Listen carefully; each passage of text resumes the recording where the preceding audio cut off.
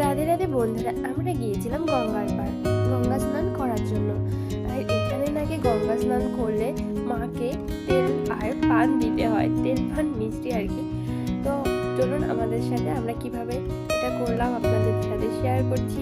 প্রথমে কিছু কচুরি পানা আমরা তুলে নিয়ে এসেছি, আমি আর মামনি স্নানও করে নিয়েছি।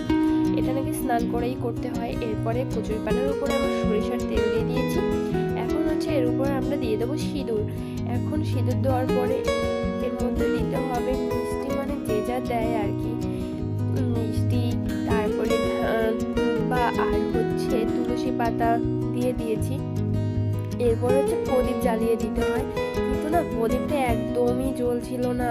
প্রায় একটা দেশলাইয়ের বক্স পুরোটাই ফাঁকা হয়ে গেছিল, জ্বলছিল না। অনেক কষ্ট করে একটা প্রদীপ আমরা জ্বালিয়েছিলাম, মানে এখানে বসে হয়নি, দূর থেকে জ্বালিয়ে এনে তারপর এখানে বসিয়ে দিয়েছিলাম। এরপর আমার মামনি এনাকে ছেড়ে দিচ্ছিল মা গঙ্গার উদ্দেশ্যে। এরপরে দেখুন কত সুন্দর জ্বলে যাচ্ছে, কিন্তু কিছুক্ষণ পরে দেখতে পাবেন জলের স্রোতের কারণে ঘুরে ঠিক আমাদের কাছে এসেই হাজির হয়ে গেছে। এই দেখুন একদম সাইডে চলে এসেছে। তো আমরা অনেকক্ষণ পর্যন্ত দেখছিলাম আর দেখছিলাম যে প্রদীপটা কিন্তু জ্বলছে হাওয়ার ব্যাগে, প্রদীপটা আর নেভেনি। আর ঘি যেহেতু দেওয়া হয়েছে অনেকটা পরিমাণে, এর জন্য প্রদীপটাও জ্বলছে। এরপরে গঙ্গা স্নান করে মা গঙ্গাকে তেল মিষ্টি পান দিয়ে আমরা চলে যাচ্ছি। এই দেখুন এখানে হচ্ছে মেয়েরা জামা কাপড় চেঞ্জ করতে পারে, এটা হচ্ছে সিদ্ধেশ্বরী ঘাট। এখানে আসলে এভাবে স্নান করে এখানে চেঞ্জ করতে পারবেন। আর সম্পূর্ণ জায়গাটাই কিন্তু পার্কের মতো আছে।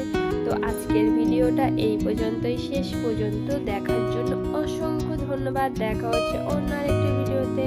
টাটা বন্ধুরা, ভালো থাকবেন।